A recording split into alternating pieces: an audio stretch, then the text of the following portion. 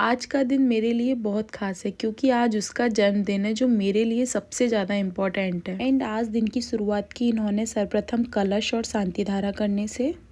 Happy birthday to you.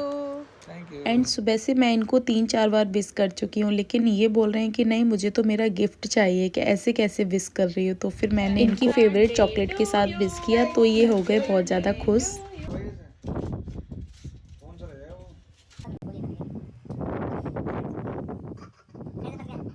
And आज birthday के दिन पड़ गई थी 14, तो मुझे समझ में नहीं आ रहा था कि मैं ब्रेकफास्ट में क्या बनाऊं। तो सबसे पहले तो मैंने ग्रीन चटनी बना के रख दी। मेरे पास फ्रिज में रखी थी लौकी और पनीर, तो फिर मैंने कहा इसके पकौड़े बना लेती हूँ। तो सबसे पहले लौकी को ग्रेट करके उसमें मिक्स कर लिया था मैंने बेसन एंड थोड़े से स्पाइस, एंड उसके साथ ही मैंने बना लिए थे पनीर के पकौड़े।